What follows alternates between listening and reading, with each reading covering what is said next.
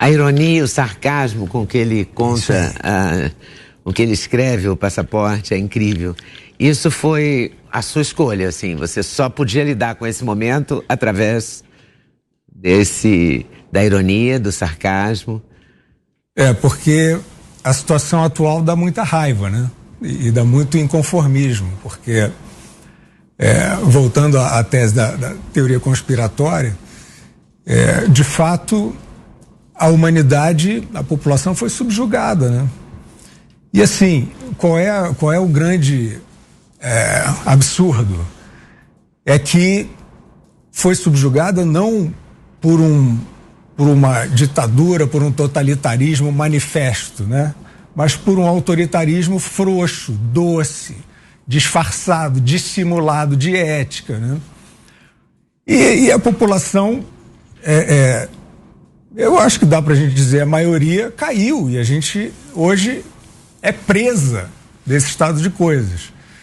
E aí, de fato, tem um ponto em que você só consegue atingir um absurdo desse trazendo o sarcasmo, eu acho. Porque o medo subjugou todo mundo, né? Ou a grande maioria, né? Eu vou contar uma passagem rapidinha, assim, só para dar um exemplo do sarcasmo. A Austrália, né? O que se passou na Austrália. Todos estão revendo as suas políticas desumanas, com o pretexto da segurança sanitária, né? A revisão está começando a avançar muito devagar. Em um determinado momento eu achei que pudesse não haver revisão nenhuma, que a gente fosse cair realmente numa linha obscura no planeta. Em parte a gente está, mas estão sendo revistas. Mas o fato é que no auge, na Austrália, aquilo se tornou um lugar.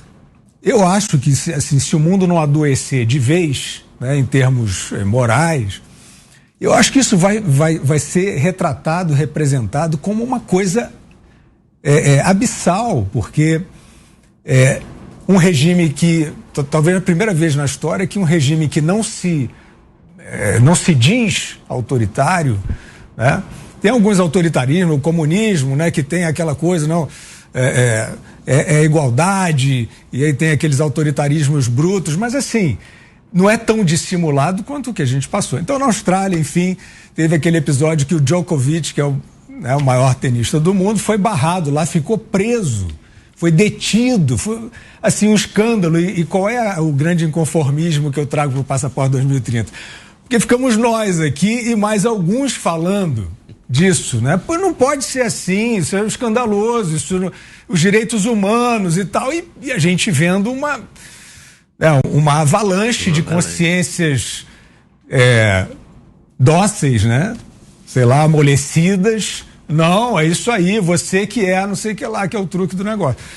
E aí aquele caso do Djokovic, assim, me irritou muito, assim, porque ele não tinha tomado a vacina, que se tornou obrigatória de uma maneira também absurda, e por isso ele foi barrado no Aberto da Austrália. E aí, alguns dos tenistas que estavam vacinados e puderam entrar, imediatamente testaram positivo para a Covid. Eu falei, olha aqui, se isso não é um tapa na cara, se a sociedade se não cai a ficha agora, é porque a coisa é mais grave do que eu pensava, e eu acho que é. O cinismo, sei lá, o colaboracionismo, alguma coisa assim. E aí, rapidamente resumindo a história, é a história de um canguru que tá passeando na Austrália e é parado por um policial, né? E diz, o senhor está indo para onde? Eu, não, estou indo até aquela árvore ali. Mas onde é que está o seu passaporte? Né? Não tenho passaporte. Então o senhor vai ser detido imediatamente, porque aconteceu muito isso, né? Pessoas que testavam positivo com Covid e tal, iam para lugares fechados, e o negócio do passaporte, assim, uma coisa...